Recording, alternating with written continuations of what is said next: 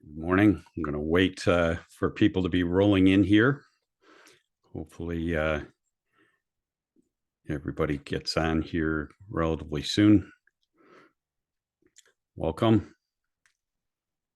Glad you're all here this morning. We had quite a few people pre-registered today, so I'm looking forward to a great group. We'll wait just a few more seconds here and get started. All right. Well, good morning. My name is 𝙤𝙪𝙧 𝙅𝙤𝙗. I lead Minnesota Crossroads Career Network. Welcome you today to our webinar. We are doing a mix of in-person meetings and webinars, and so I always have to think, what are we on today? But glad you're here. We've got a great morning for you, and I hope it's encouraging and hopeful, and that you get some great help and information for your job search that'll keep you going here and give you a new jump or new spring in your step. And we have a great lineup for you today. I've got a couple things I want to share up front. Then I've got a short video for you, and then we have Dave Cornell, which you're all here to see. He is going to be presenting on cultivate courage in your job search, and we've had Dave speak a number of times over the last several years, and I'm so glad to have him rejoin us today.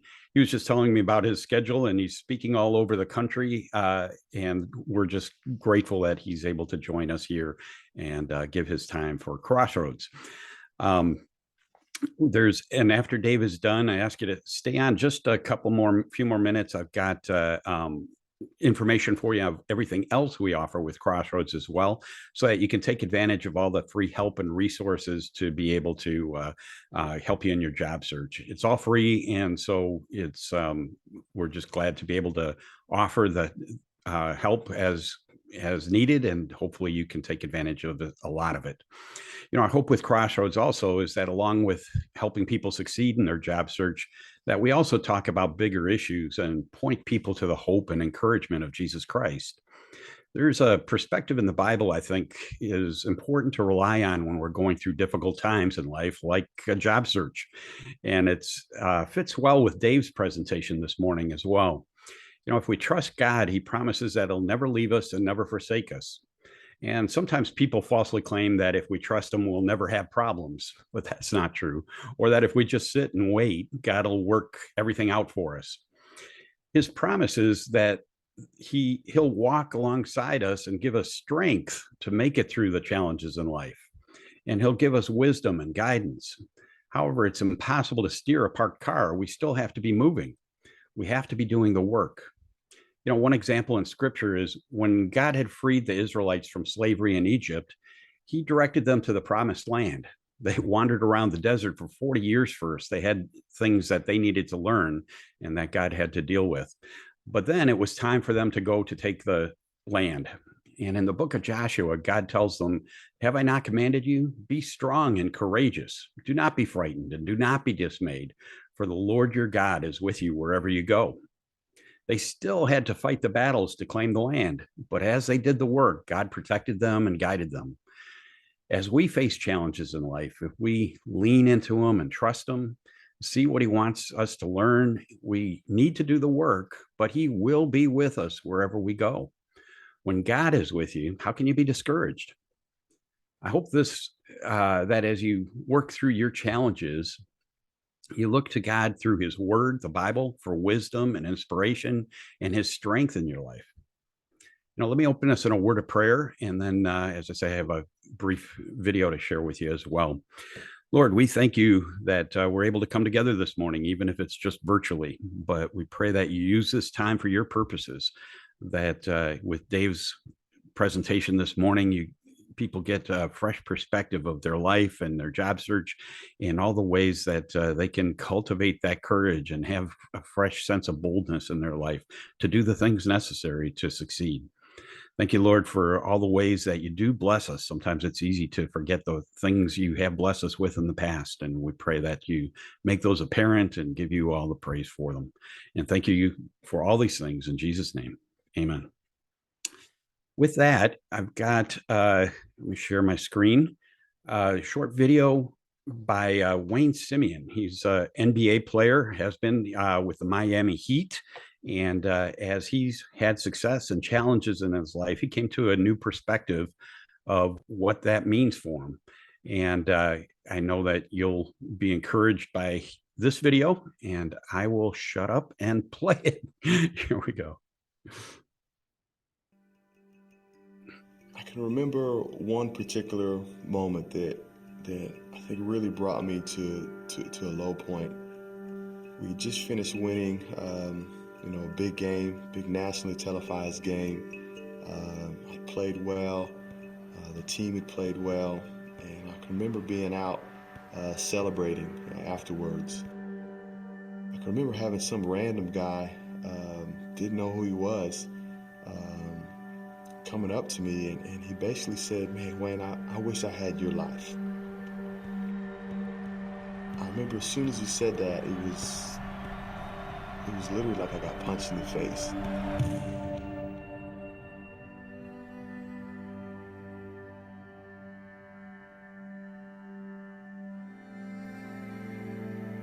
On the inside, he really didn't know what was going on.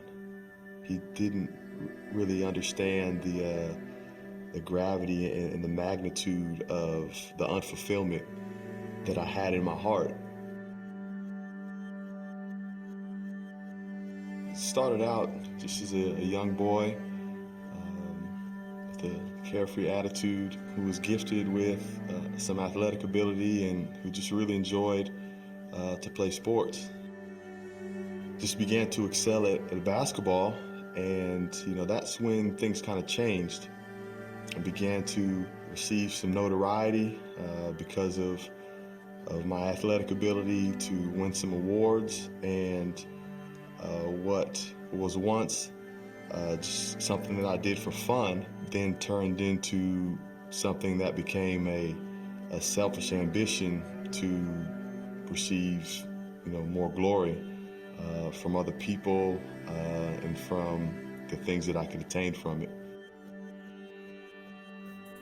But just as I began to excel and to achieve my dreams, whether it was in terms of championships, in terms of going to the university that I'd always dreamed of, playing at the University of Kansas, winning conference championships there and going to Final Fours, having a future in the NBA, having access to drugs and alcohol and girls. Basically, during that time, I had everything that the world said should make you happy as a 20-year-old college athlete. But yet, because I was so performance driven, because I was so worried about what other people thought about me and wanted to gain their approval, that at the first sign of any conflict, any struggle, whether it was a loss, whether it was a poor performance, whether it was an injury, whether it was public ridicule in the papers or by fans, emotionally I would just be crushed. Just remember crying out to God for Him to show me someone or something. Lord, show me something that's truly worth giving my life to. A few weeks later, I would run into some Christians. They shared with me the gospel in a dynamic way. They told me about Jesus Christ and the things that He had done with His life. They shared with me how He died for the forgiveness of my sins and that He had a purpose and a plan for my life. And that's something that I'd never heard before. That God had something for me to do here on earth. I gave my life to the Lord in July 12, 2003, and my life was completely transformed from the inside out. I had played for myself and played for the applause of the crowd for so long that I really had no idea how to compete outside of that. And God had to show me how to do that. He showed me that I could compete and that I could play for his glory, that I could compete and play and live as an act of worship to him for what he had done. And when that became the motivation of why I stepped on that court, that's where the freedom came, to where it didn't matter if I scored 30 points or if I didn't score any points at all. That if the posture of my heart, if the posture of how I lived, if the motivation for why I did things was to glorify and honor God, that I knew at the end of the day, he would be pleased with me. As that became the motivation of why I played, those were the 2 best years of my career. I became an All-American, Big 12 Player of the Year, and because of the freedom that came from playing and competing for Jesus.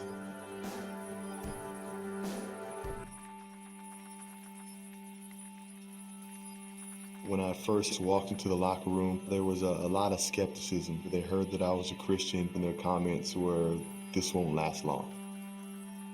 It was really intimidating. I can even remember a few of the guys, on the side, literally taking cash money bets on me with how long it would take me to fall. As time went on, as my rookie year had passed, and I had remained firm in my faith and began to have the opportunities to share with my teammates in the NBA locker room and how Jesus had transformed my life, that's when I began to start to feel their support. They began to pull for me.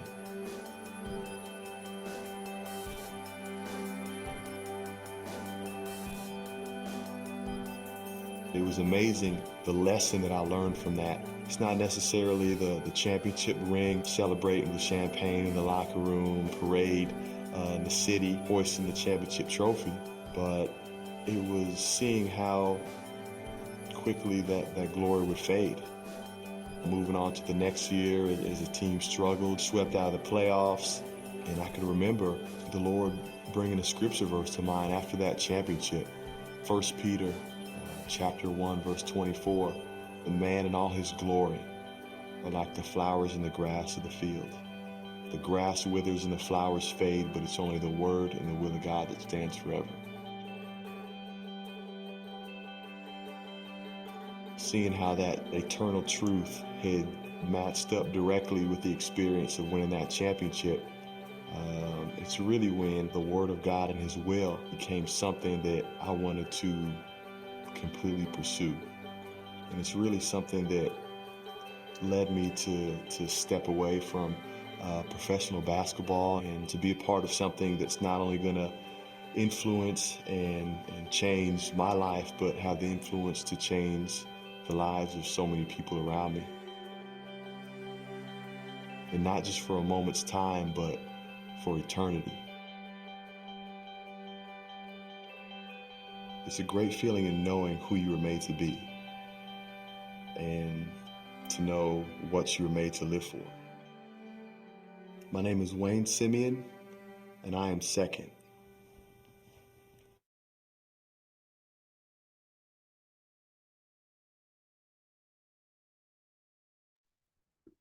This past Saturday for Crossroads, we had a full day workshop at Grace Church in Eden Prairie, and was fortunate we had over 50 people there. But one of the things I talked about there is who's your boss? Who are you really working for? And your perspective is going to greatly affect how you work. In his case, how he plays, what your purpose is. When you have a transcendent purpose, you're going to do things differently than if you're just working for that paycheck or just working to satisfy your boss. And we all have challenges in life. Where we look when we face them matters greatly. I was really encouraged by that video. I hope it was for you, but I know you're going to be encouraged by Dave Cornell. Dave has, as I mentioned, done presentations for us for a number of years now, and I'm grateful every time he has. And I get re-encouraged and really rethink what am I being shy on. Networking and a job search is outside of the comfort zone for just about everybody, and nobody wants to become a professional job seeker.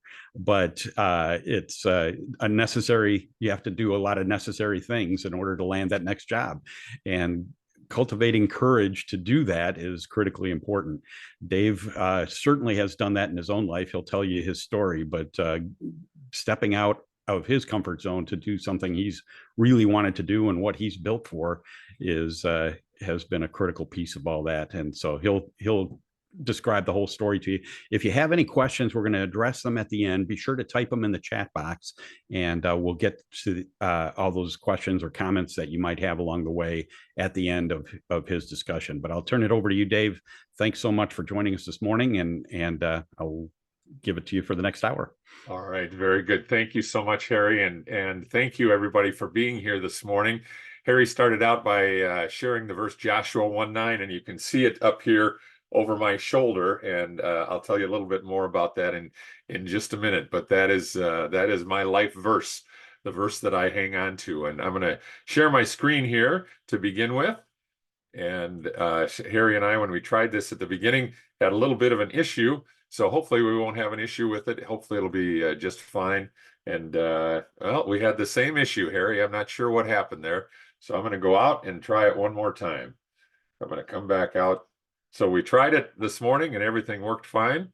And I'm not sure why that happened. So bear with me for just a minute here, and we'll see if we can get it to work on time number 2. So there. Now, I'm not sure. Harry, am I sharing that now? Is that being seen? No, nothing yet. All right. Let me go out of here. Come back in.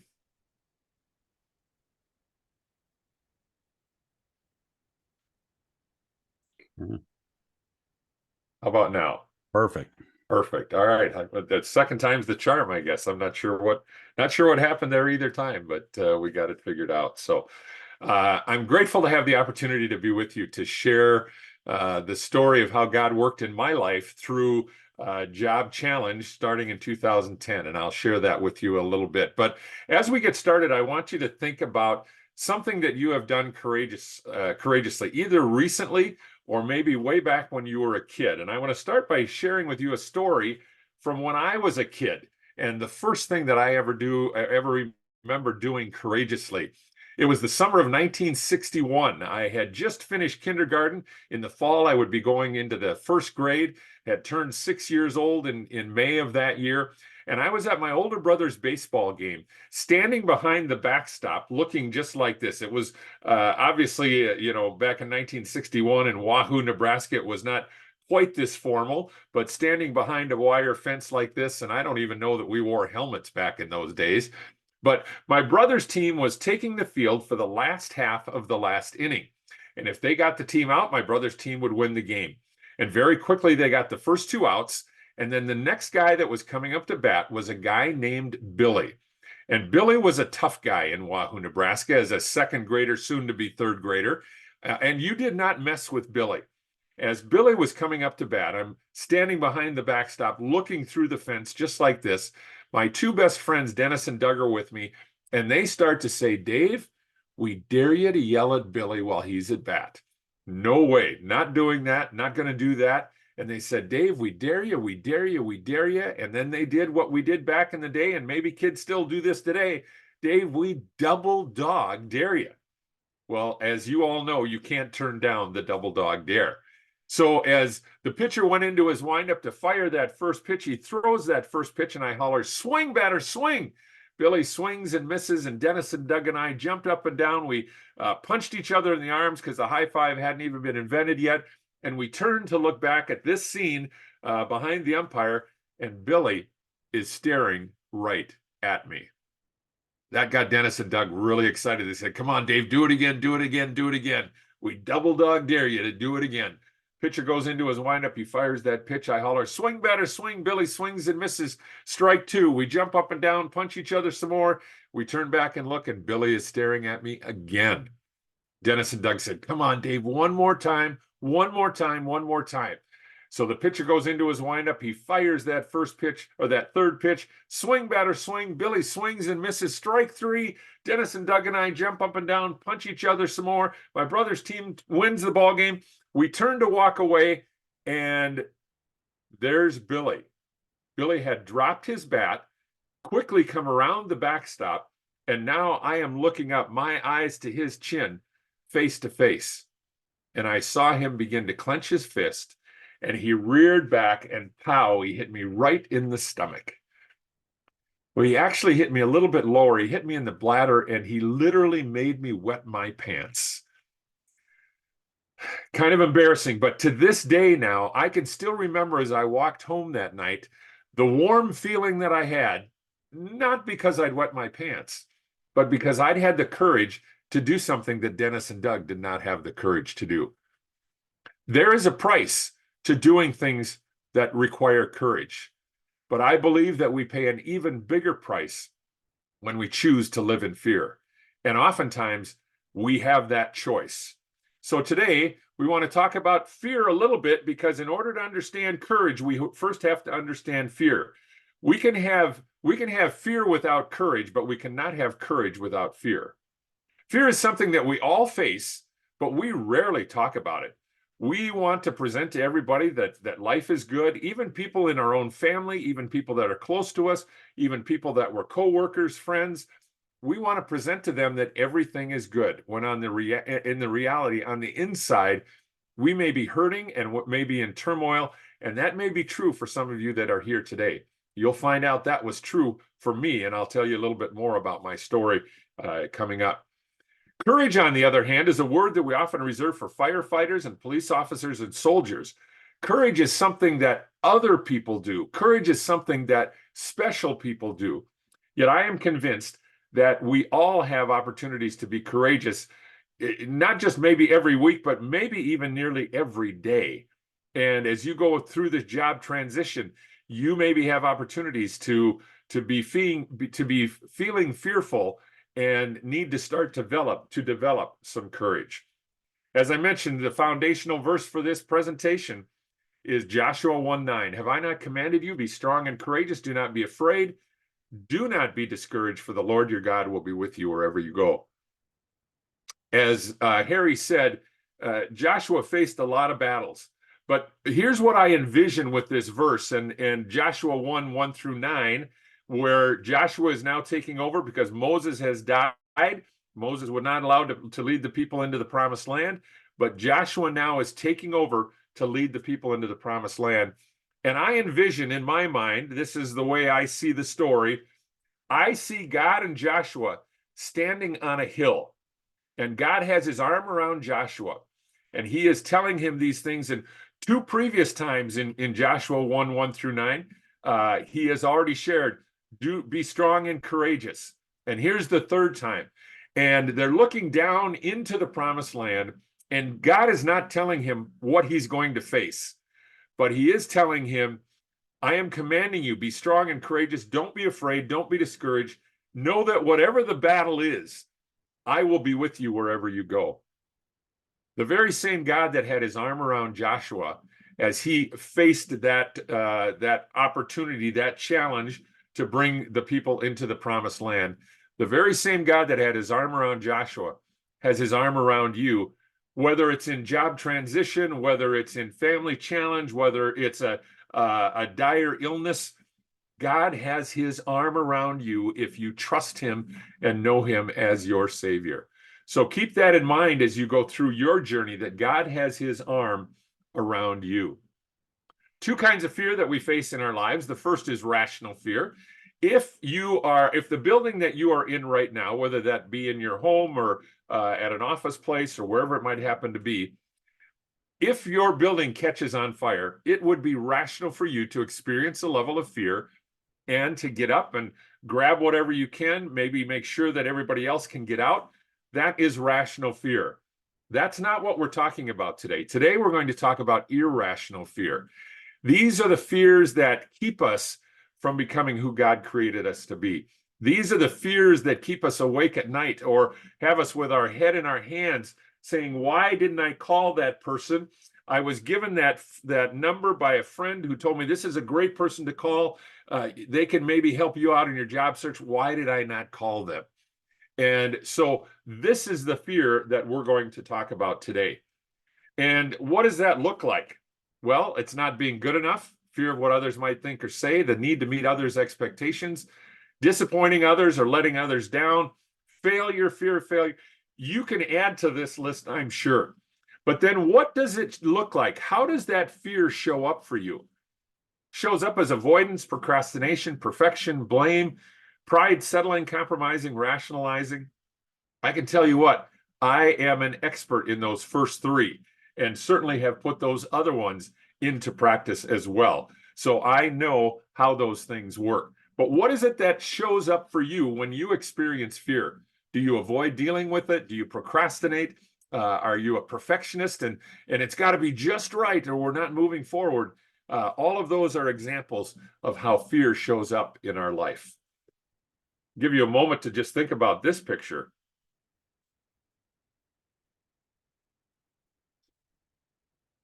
This is a photo from my son-in-law that he took many years ago on his way to the Boundary Waters canoe area.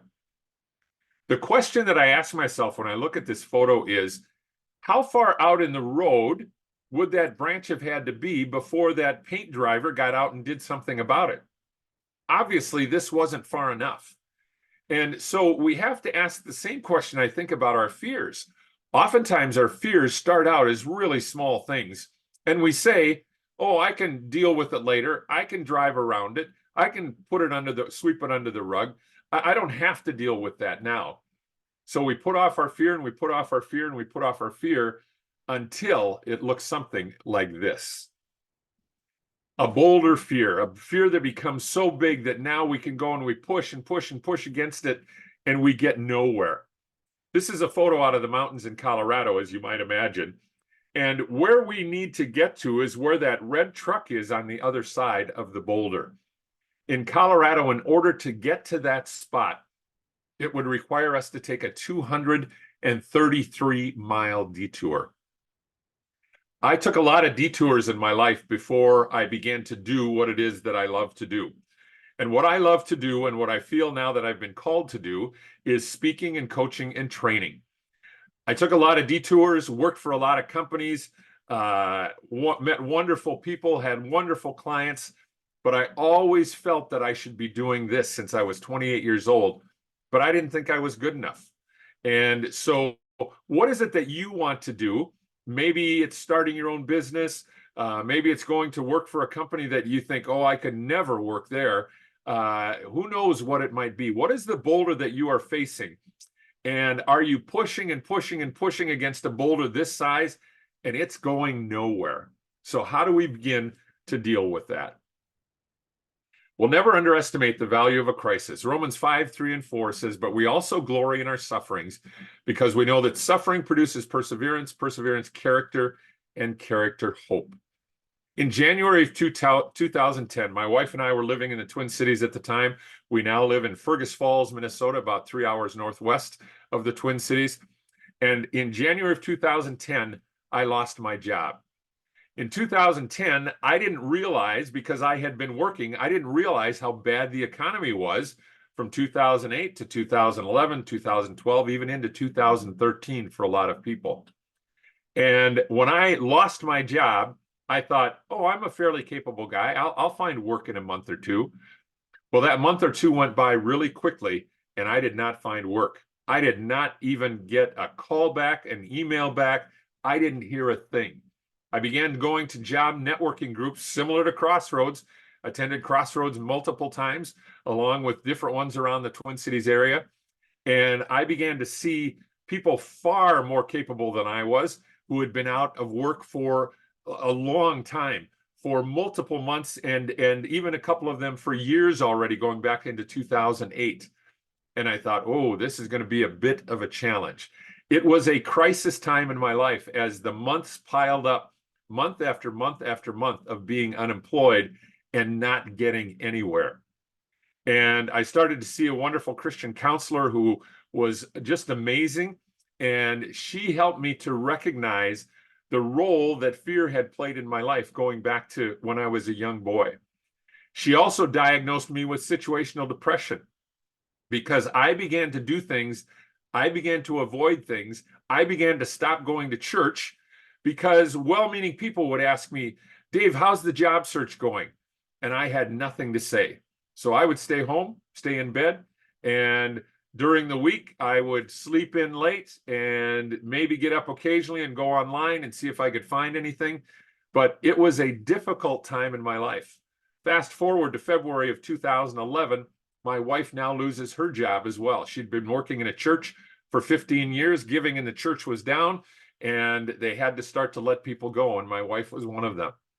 So over the course of even some more months now, we went through all of our savings, and in June of 2011, we ended up losing our home. And so here we are in our mid-50s. We have no money, we have no jobs, and we have no place to live. A crisis time in our life. But I can tell you today that it is truly one of the best things that ever happened to me, because it forced me to face the fears that I had not faced with that wonderful counselor who helped me through that process. Maybe for you, this job transition is in crisis mode. Maybe there are other things that are going on in your life that are in crisis mode. But recognize, what is it that God is doing? How is God working in your life during this difficult time? Because if I hadn't encountered that, if I hadn't gone through that suffering, it would not have produced perseverance, it would not have produced character, and it would not have produced hope. But it was out of that I began to recognize what my gifts and talents were, and I'll tell you about those in a little bit. But recognize that when you go through difficult times, special things happen that wouldn't have happened if you hadn't gone through that time. This is my grandson, Theo. He was born on February 6th of 2018. It was because of that job loss that we moved to Fergus Falls, where our daughter and son-in-law, and at the time, back in 2011, one grandchild were living. Theo is grandchild number 4, and he was born on February 6th, 2018, down at Children's Hospital in Minneapolis. He had a heart condition, and so as you can see, he had his first surgery on February 9th. He had his next open heart surgery in August of that year. But because my wife and I had lost our jobs and moved to Fergus Falls to be closer to our kids, we were able to be here with our family, with our daughter and son-in-law, and the 3 siblings of Theo. So as mom and dad were in the cities while Theo was being born and staying there for 3 weeks, mom and dad were there. My wife and I were able to take care of those other 3 kids, allow them to sleep in their own bed, and to be an encouragement to them and to try to help them to have as normal a life as they could with mom and dad being gone and a brother that was fighting for his life. That wouldn't have happened. My wife and I would have stayed in the cities, but because we lost our jobs and didn't have any place to live, we moved to Fergus, and we were here to be able to help in that process. This is Theo today. Actually, this picture is a year or 2 old now. Theo is perfectly healthy. He does have to get his heart monitored every year, but he's a perfectly healthy little guy and just a real blessing in our lives. But we were able to help our daughter and son-in-law and grandkids because of what had happened to us earlier. This is my daughter, Sarah, Theo's mom. Sarah was diagnosed with breast cancer just 2 years after this, when Theo was born. She was diagnosed with breast cancer. And again, we are here to help with the kids and with her husband as she goes down to Mayo, spends time at Mayo, goes through chemotherapy, radiation, double mastectomy. And we, again, are able to be here because of what happened to us in 2010.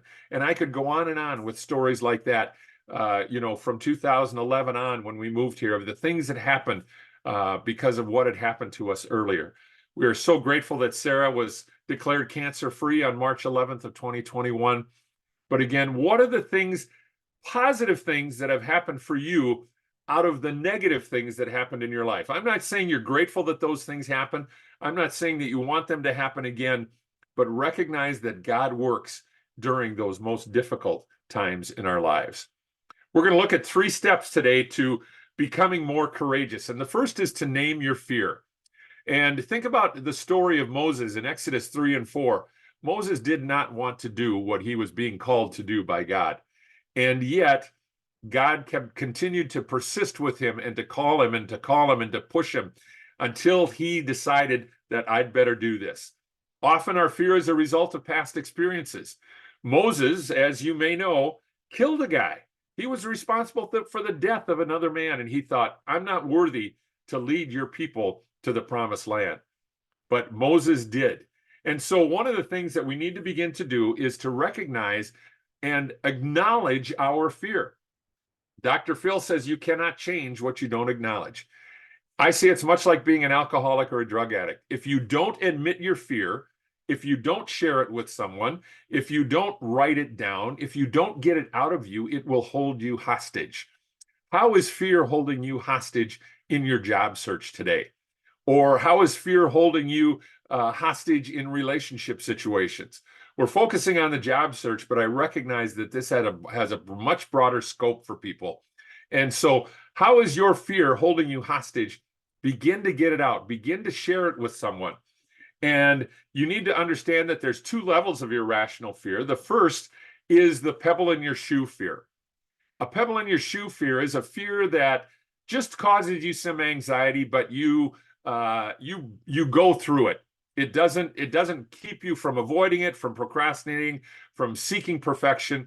The pebble in your shoe fear is something that you just are willing to go through. I have a fear of driving over bridges. I have all my life since I was 4 years old. And I can remember driving over a rickety old wooden bridge when I was a kid. I don't know where we would go, but we would go out of town in 𝙤𝙤, Nebraska, and we'd drive over this rickety wooden one-lane bridge. And I was always convinced that that bridge was going to collapse and we were going to go down into this river.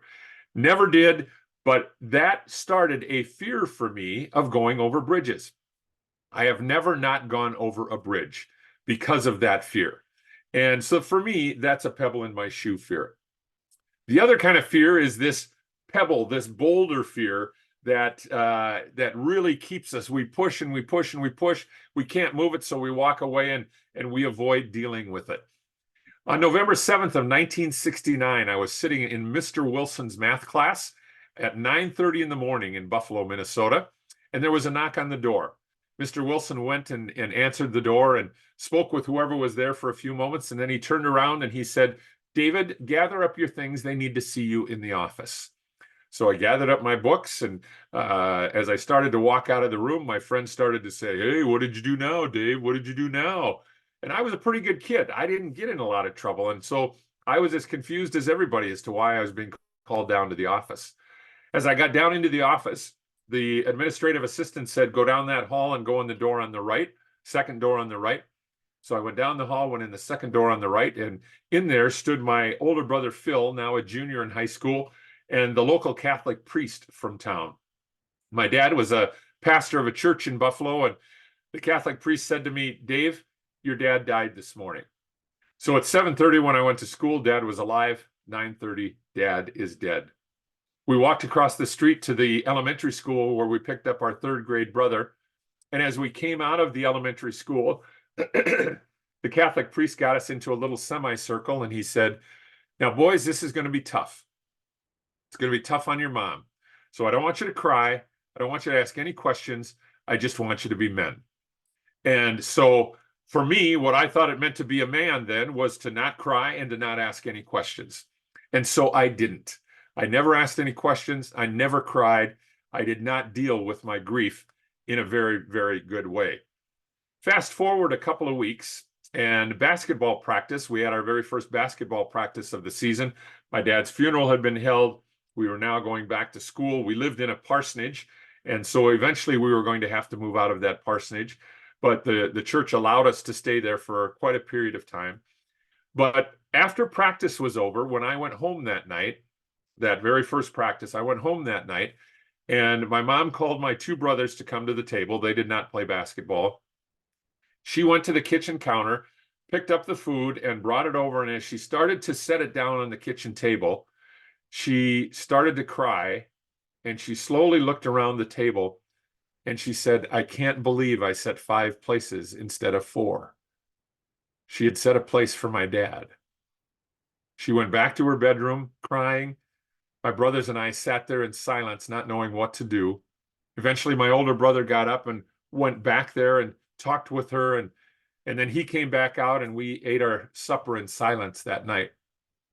The next night, a Tuesday, when basketball practice was over, I didn't want to go home to that.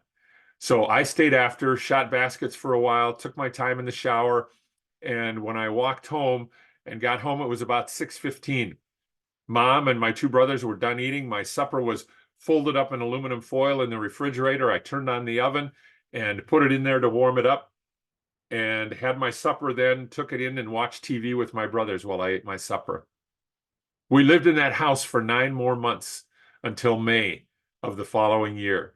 I did not have supper in that house again because I did not want to go through the pain that I had experienced the night before. So I avoided dealing with difficult situations. The counselor helped me to recognize the pattern of avoidance that I developed in my life as a result of that experience.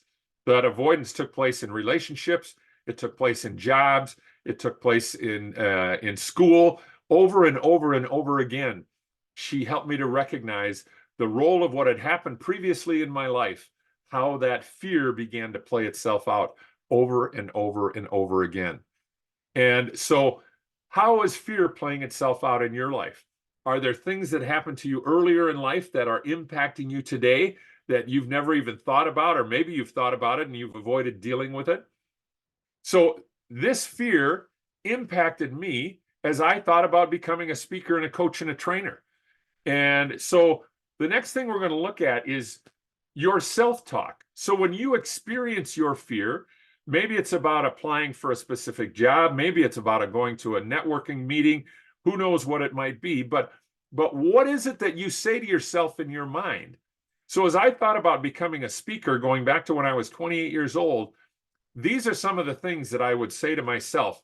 So think about, if that's my dream, but these are my thoughts, how likely am I going to make that happen? Who am I that anybody would want to hear what I have to say? I'm just a guy.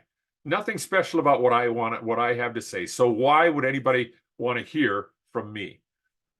Secondly, there's nothing special about being able to stand up in front of a group of people. I know logically that most people do not like to be up in front. For me, I enjoy it. I get great joy out of doing it. Doesn't mean that I don't get nervous. I do every single time. I get nervous before a webinar. But I therefore assign, because I think it comes easy to me, I think that it comes easy to anybody, and it's not that big a deal. So that's my thought. That's my thought on that.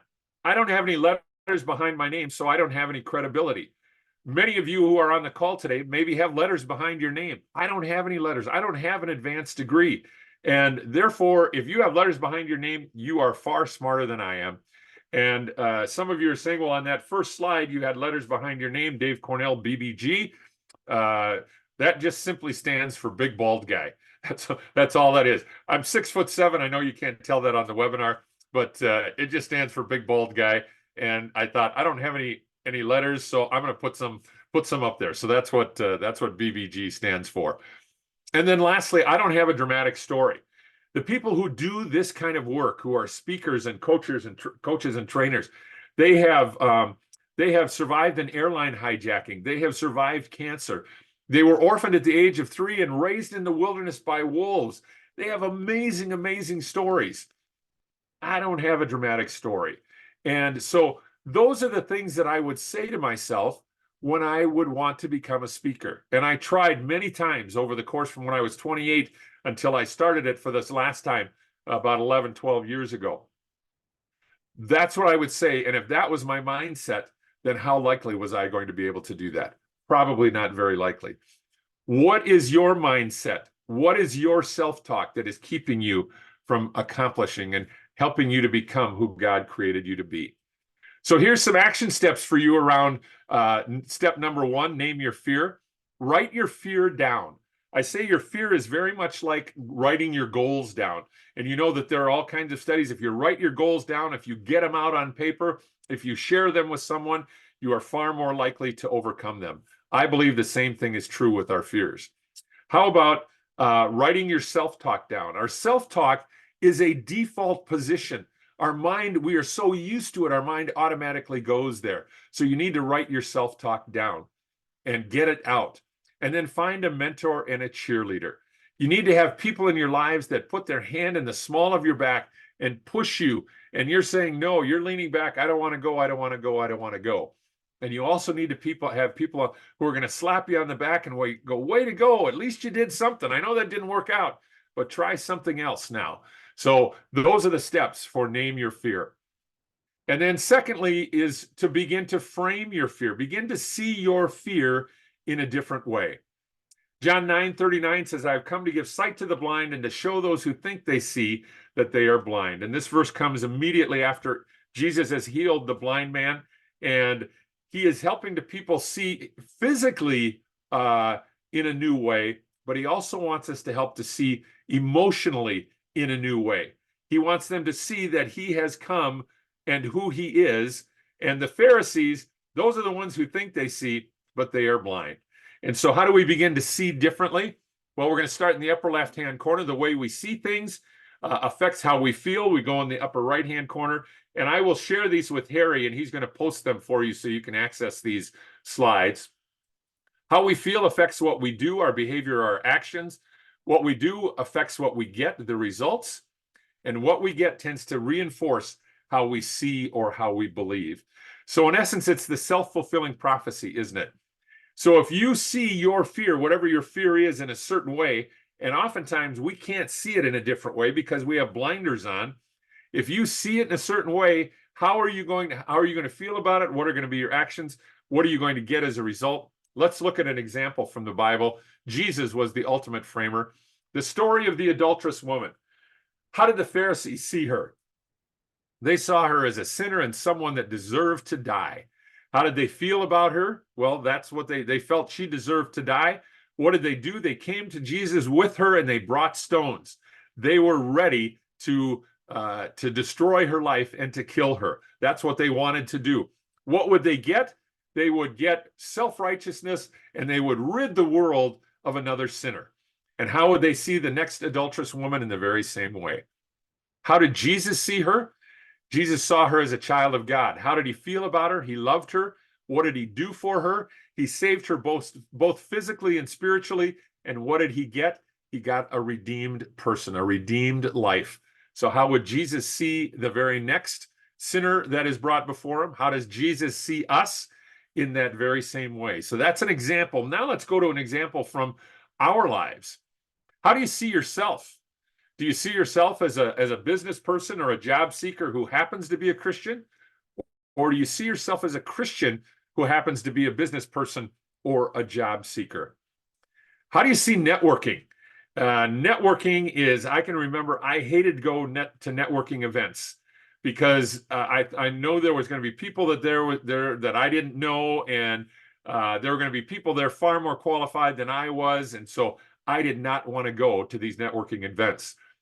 And I'm now seeing this counselor. I'm in the process of seeing this counselor, and she says to me, well, Dave, recognize that you may not be going for you to find work, but you may be going to help someone else find work.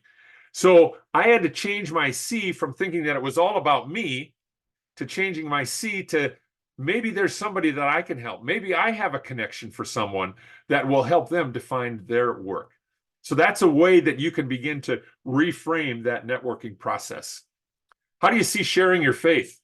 Well, you know, that's something that pastors and evangelists do. And I'm certainly not equipped to share my faith with others.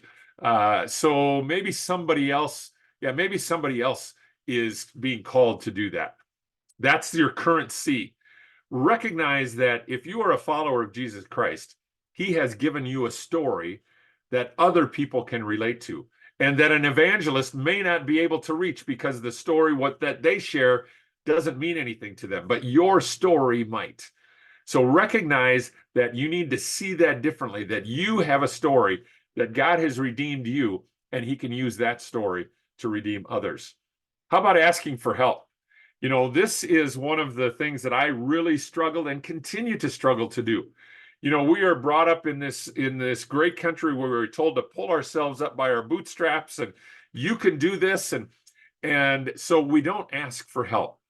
And yet asking for help can be one of the most courageous things that we can do. We see it as a sign of weakness or a sign of fear. You can't know everything. You can't have all the answers. Also recognize that when you ask for help, you are allowing people to use the gifts that God has given them to help you. So recognize that asking for help is one of the most courageous things that you can do. And the sooner you begin to ask for help, the sooner I believe you are going to come through this process of transition. Riding an escalator. Wow, what does that have anything to do with what we're talking about today? I gave this presentation a number of years ago to a graduating nursing class down in the Twin Cities. After the presentation was over, I visited with a few of the people who had graduated, and when everybody was left, the person that had brought me in came up and she said, "Dave, I have to tell you what I got out of your presentation today." And she began to cry. And she said, "The first Saturday of every month, I go with my granddaughter to the Mall of America, and we have the best time. We go shopping, we go on a ride, we go out to lunch." And she said, "So when I go with my granddaughter loves to ride the escalator, but I'm scared to death of escalators. And I now realize that my fear is denying my granddaughter something that she loves to do." And so she said, this next week, this next Saturday, I don't have my granddaughter, so I'm going to go to the Mall of America and I'm going to learn to ride the escalator. And she sent me an email the following week. She said, "Dave, I went to the Mall of America and I sat and I watched people go up and down the escalator for about 30 to 40 minutes. And I just shook. I literally shook as I watched them go up and down. Several times I got up from where I was sitting and started to walk, and then I turned around and came back and sat down." She said, "I finally got up the courage to go up as I thought about my granddaughter and how I was denying her. And I went up the first time and I came down." She said, "I went up and down 25 or 30 times. I'm still scared of the escalator, but I now know I can do it. And I can't wait to go to the Mall of America with my granddaughter and ride the escalator with her." Oftentimes, I think we don't share our fears because there may be a level of them not being very logical. I mean, for most of us, for probably 99.9% of us, going up an escalator isn't a big deal. For her, it was. It was a fear, a deep-seated fear. But she faced that fear and then was able to begin to ride the escalator with her granddaughter. Where does our C come from? Our C comes from message or from beliefs that we have about ourselves, and our beliefs come from messages that we get over the course of our lifetime. Messages from parents, from coaches, from teachers, from friends, from TV shows, from magazine covers that we might see as we're checking out of the checkout line. Messages develop beliefs that develop a C about ourselves. I'll share you one message that I got when I was a young boy. I'd been out playing catch in the backyard with my dad. My mom came out and she said, "Dave, it's your turn to come in and set the table." As I came in to set the table, I threw my glove in the back porch and I came in and I declared to my mother at 7 or 8 years of old, however old I was at that time, I said, "Mom, when I grow up, I'm going to be a professional baseball player." I had a wonderful mother, but mothers and fathers often are protective of their kids. And my mom, in her very protective way, said, "Oh, David, those are things that happen to other people. Those things don't happen to people like us." My mom was well-meaning in that. My mom was protecting me from being hurt later on in life. But I remember that story as if it was yesterday. I see myself walking in the house. I hear myself declaring that to my mom. And I hear that message. And that message of those are things that happen to other people has impacted me in more ways than just about being a professional baseball player. Those are things that happen to other people. So what are the messages that you have gotten over the course of your lifetime? I know that we've got a number of people on here today, and my guess is that some of you have gotten messages that are just harsh, just critical, words that hurt to the core, and those messages continue to hurt you today. Until you change the message and change the belief, you'll never change the C. You have to change the C. You can change it maybe for a little while, but you'll never change it long term until you change that message. Those messages become defaults for us, just as our self-talk does. So you have to have the courage to face the message that you were given, maybe when you were young, maybe as an adult. Maybe you were told you'll never amount to anything. Maybe you were told that you'll never go to college, so you never did. I don't know what it might be. But until you change the message and change the belief, you'll never change the C. What is the fear that you are facing today? You can put it into that rectangle and begin to see it in a whole different way. Now, oftentimes when we live in this fear, when this fear is holding us captive, it's difficult for us to see it in a different way. That's why it's so important for us to have mentors and to have encouragers and cheerleaders, and maybe even a counselor like I did, to help us to see our fear in a different way. Oftentimes we can't see the forest for the trees because we're so deep in it. So you can begin to change your fear, maybe with the help of others. I want to encourage you to do that. For me, here was the epiphany moment in my journey of recognizing the need to go from fear to courage. I've told you about this wonderful counselor. She helped me to begin to recognize that fear, this irrational fear, is selfish. We often think that our fear only impacts us. The reality is our fear impacts other people. For me, my ability to speak and coach and train and to tell stories in a way that can make a difference in people's lives, as I told you before, I thought, oh, anybody can do that. That's not a big deal. My counselor helped me to recognize that no, not anybody can do that. This is a gift that God has given you. And if you don't use that, that is selfish. First of all, it's selfish because you are not doing and being who God created you to be. But secondly, it's selfish because you have a story that can make a difference in people's lives. And if you don't do it because of your fear, that's selfish on your part. 1 Peter 4:10 says, each one should use whatever gift he has received to serve others, faithfully administering God's grace in its various forms. What are the gifts that you have been given that maybe you're passing off as no big deal, but they could be the very thing that you need to be stepping into courageously? It took my counselor when I was 55 years of age to help me to recognize that this is a gift. It is not no big deal. It is a gift that God has given me, and if I don't use it, I'm denying who God created me to be, and I'm denying God the opportunity to work through me to make a difference for him and for the kingdom. So how are you being selfish by not stepping into the fear that you might happen to have? I'm going to share a story around this, seeing your fear differently, and this is a really traumatic, challenging story. I'm sure you remember back in 2011, the story of the Penn State football coach, Jerry Sandusky. Jerry Sandusky was arrested for molesting young boys in 2011. Back in 2010, or back in the year 2000, Jerry Sandusky was an assistant football coach at Penn State under Joe Paterno. In the year 2000, two custodians on the very same day, one custodian in the morning, one custodian in the afternoon, each witnessed Jerry Sandusky molesting a different boy in the shower room at the Penn State football complex.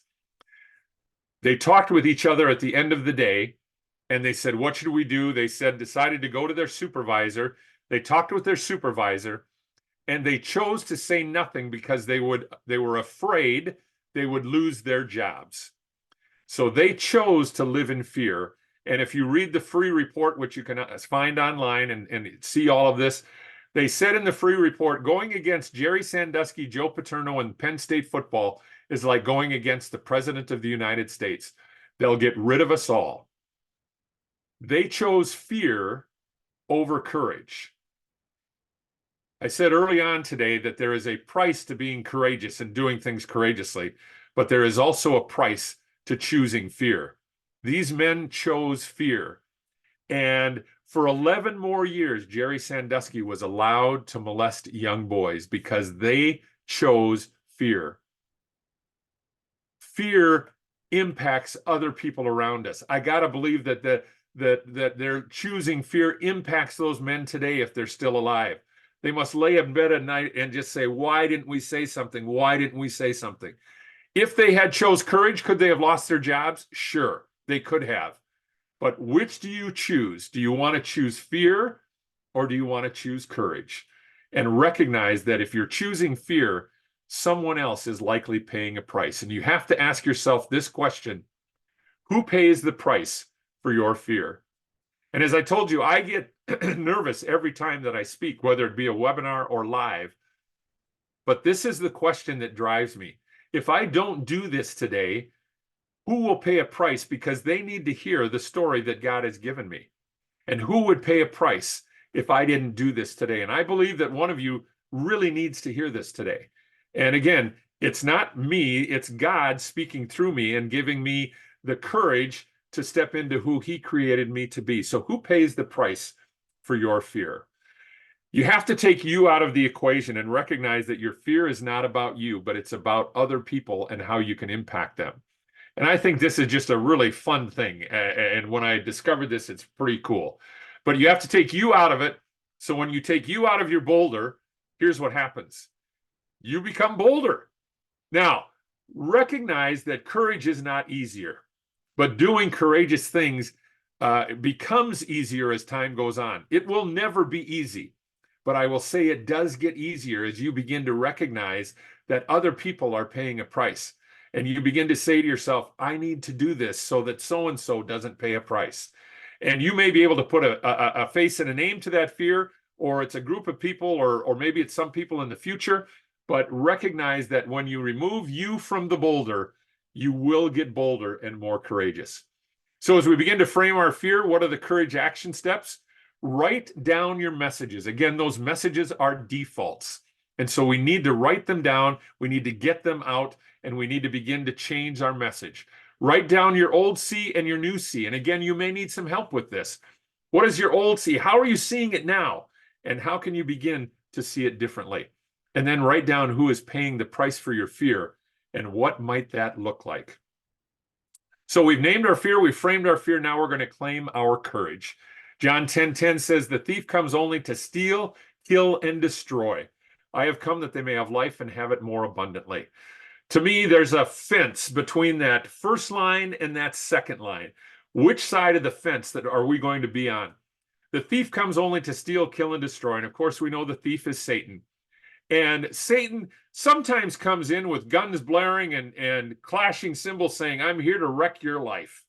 But very often he comes into our mind and he says, who do you think you are that you could stand up in front of people and tell stories that can make a difference in their life?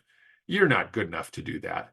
You're too old. You're too young. You don't have letters behind your name. That's how Satan often comes to steal, kill, and destroy. How is Satan stealing, killing, and destroying from you and from those around you? It's time now to begin to claim our courage. As I started this journey, I did some research on these boulders. There's not a piece of equipment that can come and pick up that boulder and take it away, put it on the back of a flatbed and drive it away. They have to break down boulders of this size bit by bit by bit. And they do it with jackhammers and pickaxes and pieces of dynamite when they can. But they break it down into little pebbles that they can come and scoop up and take away. That's what my counselor did for me. I had been pushing and pushing and pushing against that boulder for years and years and years, and it never moved. She began to help me to break it down bit by bit by bit and challenge me. And it was tough. It was hard. It was physical work. It was emotional work.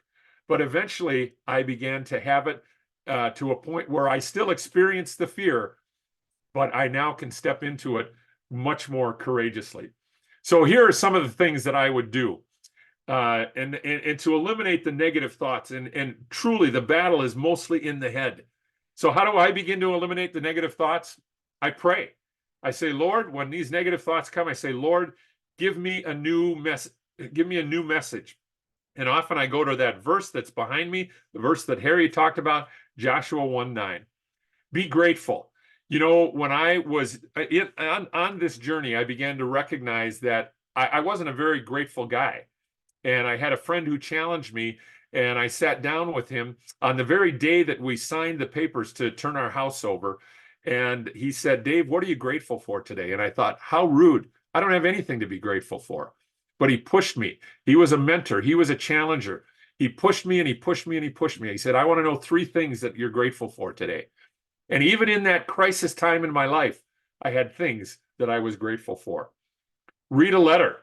Over the course of my career and my working career, I got lots of nice letters from coworkers, from managers, from clients, people that I had trained, and I had saved a lot of those letters.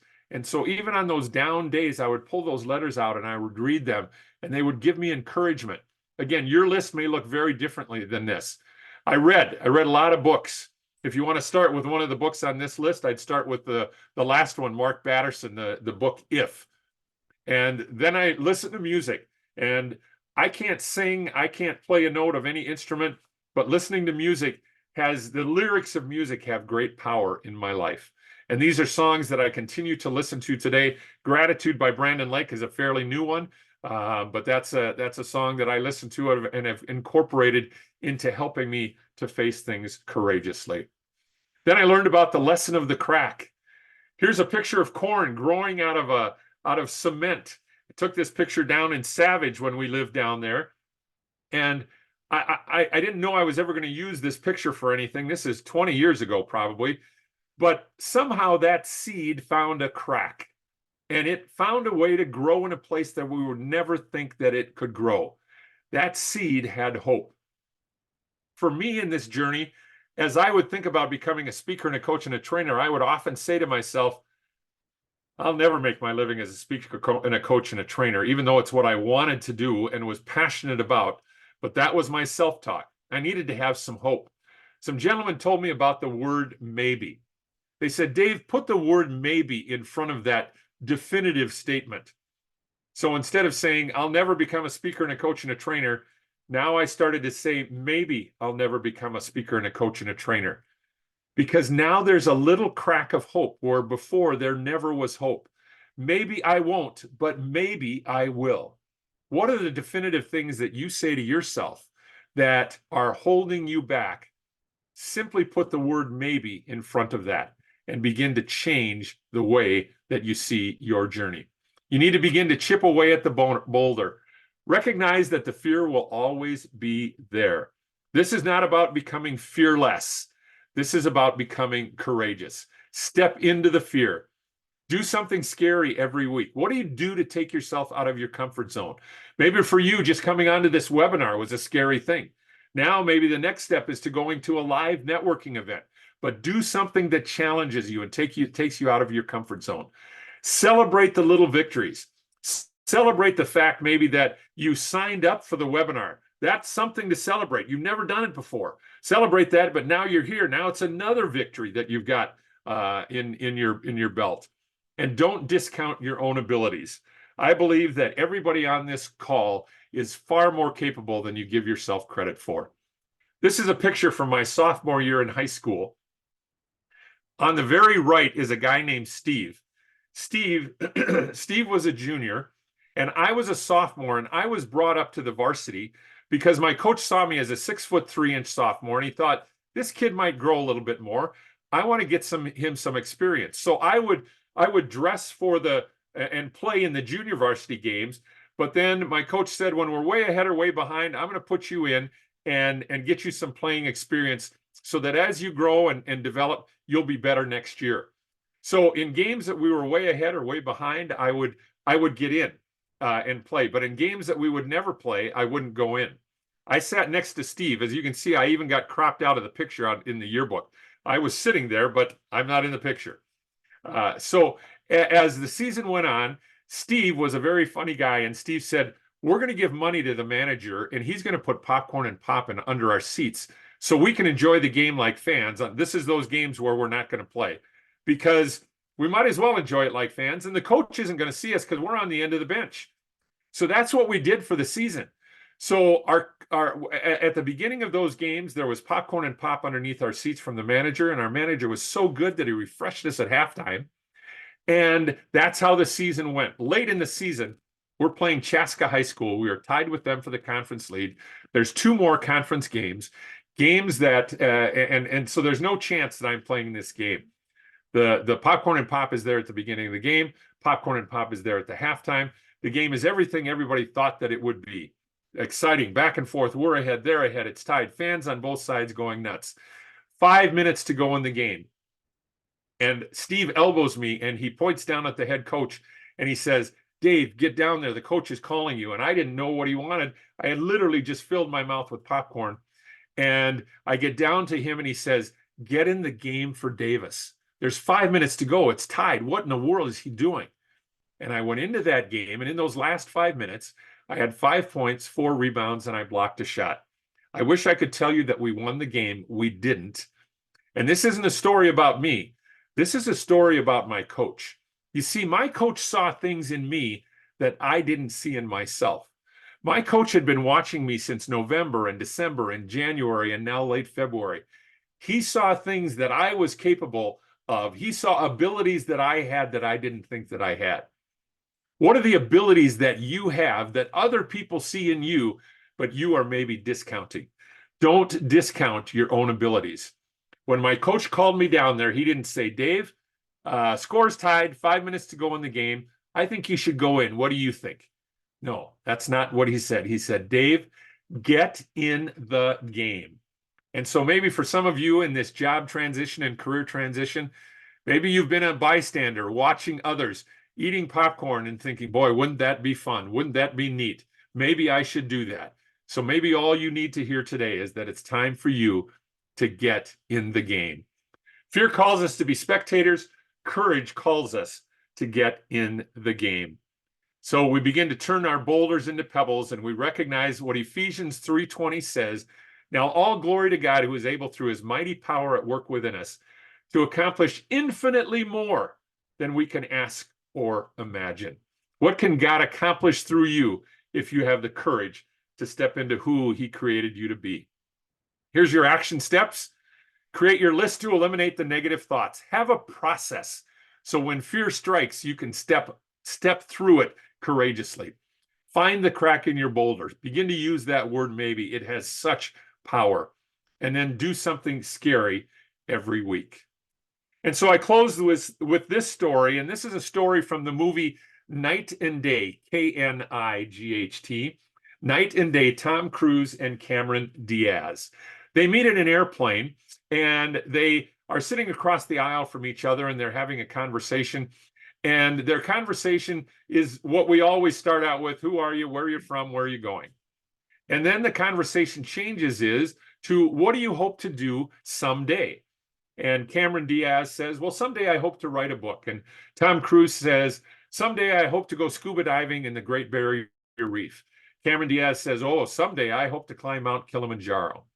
And then Tom Cruise brings that conversation to an abrupt halt when he says, "Someday is code for never." Wow. What are the somedays that you have in your life? Someday is a very ambiguous word, doesn't require us to do anything. And so as we close today, I want to challenge you, encourage you to name your fear, to frame your fear, and make this day, Thursday, April 18th, make today your someday to claim your courage. I want to thank you for the opportunity to be with you today. I hope that you found this to be both challenging and encouraging. I would love to connect with you if I can ever be of any help to you. This is where you can find me. And again, Harry will post these for you. I've got a book on Amazon you can find. I've also have an online course that you can see there. You can get $50 off that online course simply by typing in Crossroads when you check out. And again, I wish you all well on your journey to a more courageous life. Dave, thanks so much. As I mentioned early on, is that you've done this a number of times for us, and every time I come away with just some new inspiration. What fears am I allowing to hold me up in something in my life? And that last line struck me, or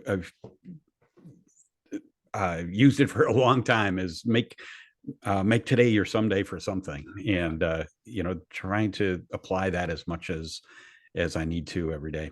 A couple of comments. First of all, got a big laugh from somebody on your BBG. We talked about that before we got on today. I'm thinking of adopting that, although I'm not as big as you are. But Julie asks, she says, you say to find a mentor and a cheerleader. I don't have a mentor or a cheerleader, and I have no idea how I would ever find one or who might be one for me in the job search. Any thoughts on this? How do you find Yeah, I would recommend to begin to go to the live places at the Crossroads and talk to the Harrys and the other people that are there, and just tell them, listen, I'm looking for a mentor. I know that at Crossroads, do you still have still have the small groups, Harry? We do, yeah. And so you can get involved in a small group where you will have other people with a leader that's part of that small group. And so you have to begin again to step out to seek those people, and going to a place like Crossroads when they're live can help you to begin to do that. That would be my first recommendation. Talk to other people that you trust and say, I need help. I need a mentor. Do you know someone of who might be? Or maybe you have somebody that you've always looked up to and admired, and you know them. And so maybe even just going and asking them if they would be a mentor. Have the courage to approach people. Great advice. I'll talk about the small group classes in a minute, but I think those are a great way. And you know, as much as, and I'll mention this again later, but as much as that the content is important in those classes, I think equally important is getting that weekly encouragement and that cheerleading and getting back into that even keel emotionally, because everybody's realized this is an emotional roller coaster going through a job search, right? And I think it's so important. The other thing I recommend is, you know, go to these networking groups and find other people that you resonate with and form your own little group of 3 or 4 or 5 people. And, you know, set ground rules that you don't want to get together each week to cry in the beer together, because that's just not helpful. But to encourage each other, to bring leads to each other, to give each other some hope and encouragement, I think is so critically important. So use the groups to find that. Somebody said, yeah, our fears do affect others. New days, new ways. Julie is saying that, you know, she's certainly willing to connect with others, so take advantage of that. And then just several comments on great timing, nice job, perfect timing for me personally. Thank you, Dave. Really grateful for you being able to present all this. Fantastic content and presentation, applicable in so many areas of my life. Totally agree with all those comments, and thank you, Dave, for all your help and support. Let me share my screen. I just want to run through a number of things that you can take advantage of with Crossroads to hopefully get some of that hope and encouragement and courage in the process. Let me flip this up here, make sure I get the right screen, and hopefully you can see that. But if this is your first time participating in a Crossroads webinar, you will be receiving a free gift. It's going to, when you registered for this, you filled out your address on our registration form, and we'll be sending this devotional to you, How Long, O Lord, How Long, by Dale Kreinkamp. And we're going to have him presenting again. He's presented for us before, and he will, it's a tremendous book with so many different topics of things you face in your job search, and gaining a new perspective and encouragement and hope in the process as well. There's actually an index in the back to help you find something that's applicable for you each day, and encourage you to take advantage of that. As I mentioned, that'll be coming as a free gift on its way from us, and I hope it's helpful for you. Everything Crossroads is on our website, mncrossroads.com. You probably went to the website to register for this morning, but I encourage you to spend a little time perusing everything that's available on there. There's detailed events information and dates and registration information. There's a resources page that has all kinds of great information there. This presentation today, Dave's slides, will get posted into that resources page, so you can find that to look at later. It's also, the video of this webinar is going to be on our YouTube channel. I'll describe that in a minute, but there's going to be multiple ways for you to be able to take advantage of everything. To be able to see this webinar. I'm sorry. Somebody made a note in the chat, and I'm looking at two things at the same time. I apologize for that. But check out the website. We do have a job board on there. There's a number of companies that know what we do, know that great people come and post jobs on there. And I know there's been a number of new ones posted here just in the last few days. Check back with that regularly. And in many cases, they post contact information. So you have a live person you can reach out to rather than just applying blindly. And so check that out regularly.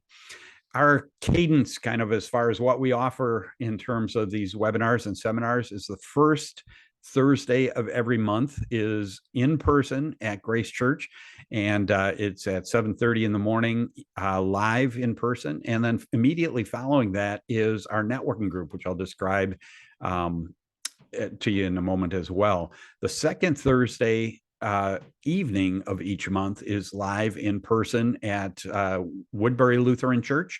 So if you live on the east side of town, you can catch things there. And then the third Thursday morning, as you're on right now, is online only as a webinar. So you have multiple topics, multiple ways you can take advantage of things each month. Everything is always on the website as far as what's coming up. On a weekly basis, there's multiple ways you can plug in. We have our Networking with Grace group that on the first Thursday morning from 9 to, it meets 9 to 11 every Thursday.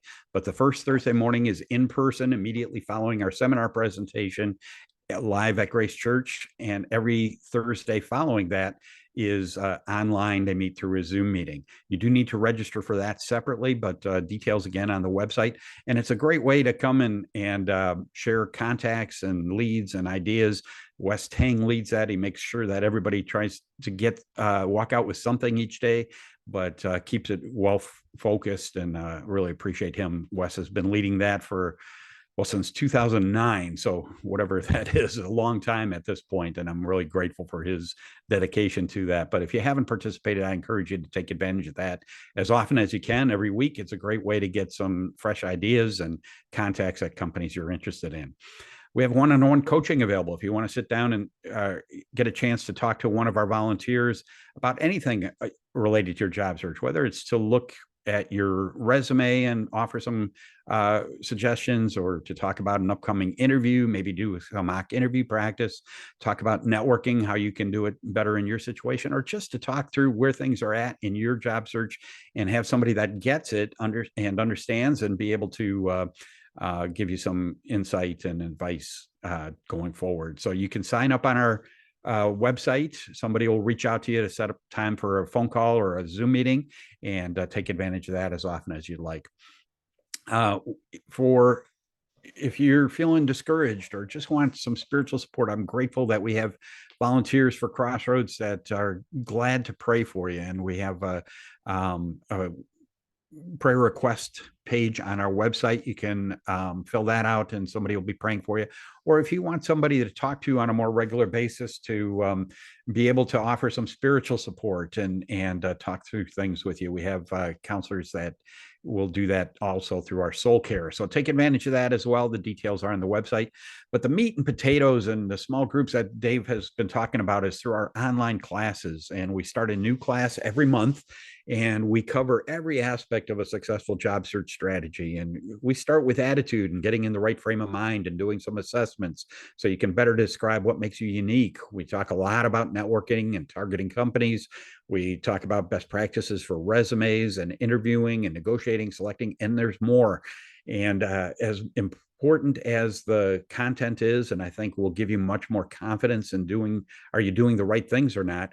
I think also that weekly check in with others that are in the same boat and getting some new ideas and hope and encouragement and moral support in the process is as important, maybe more important than the content we cover. And so I really encourage you to take advantage of that. Throughout the 8 weeks, we also explore what's God's perspective of your job search and your career and your life in a bigger picture as well. But we have another class starting April 29th. I believe that's a Monday. And Rich Braden will be facilitating that. You can find the details on the website, register there, send an email to Rich. The details are on the site, and you can take part in that. And we'll have another one starting in May again too. But I really encourage you to take advantage of that. Even if you've been in a class in the past, you can take one again. And we have a number of different facilitators. Each comes, even though we cover the same content, each comes with a different perspective and additional insight that you might not have gotten last time. So as I mentioned, I think as important is that sense of community and support you get from the group. So take advantage of that. We have a LinkedIn group. If you put MN Crossroads Career Network in the search box, you'll find us. And there's a ton of information that gets posted in there, including our upcoming events and other things we have going on. But I think as important as all of that is, there's over 2,500 people in the group.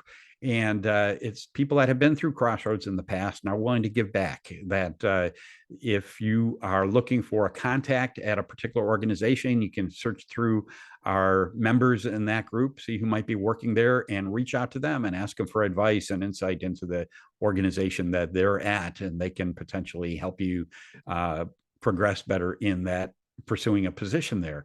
And then after you land, it's a great way for you to be able to give back to others, is just stay in the group, be available for others to reach out to you, and help them any way you see fit. So encourage you to take advantage of the LinkedIn group. You can request membership when you go to that page, and then take advantage of everything that's in there.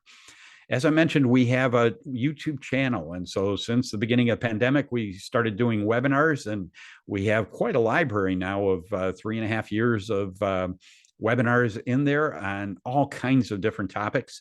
And you can check those out, see what's available. This will get posted before the end of the day today.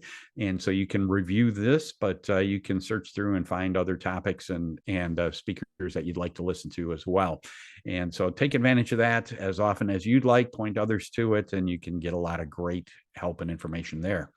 I just want to acknowledge we have actually 45 people that volunteer now with Crossroads in one way or another, whether they're coaches, whether they do presentation on a more regular basis, facilitate our workshops and classes and all different things that we have to offer.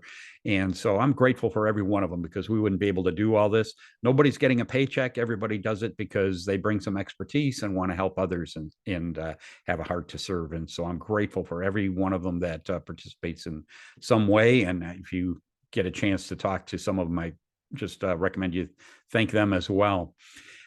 Grace Church and Woodbury Lutheran Church are the two places that host us for Crossroads. And if you don't have a church home, I encourage you to visit one of them on a Sunday morning, certainly in person, but the services are streaming online too. And there's a lot of other additional help and resources available through each of them. So I encourage you to do that.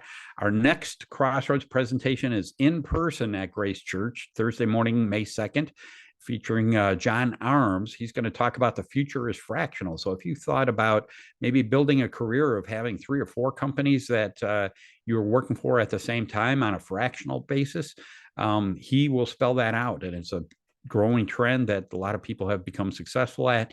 He can explain the need, how to pursue that. He's got an organization actually that helps you become more successful at that. Really encourage you to check that out to be able to get a different perspective and how that might be worthwhile for you.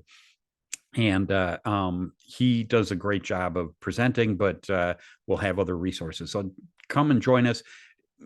Equally important is just the ability to see others on in person, face to face, versus virtually like this. And so come and interact with others, and then take advantage of the Networking with Grace group that meets after that presentation that morning as well. Hope this was worthwhile for you. I'm glad you attended. I know that Dave is inspirational, but gives us a lot to think about. And so I hope it landed well with you, and that'll make your day something where you can make today's your someday for something in your life. And that has been an impact for me over the years. Thanks for joining us. Hope to see you again at other events, and hope you land a job quickly. Have a great day.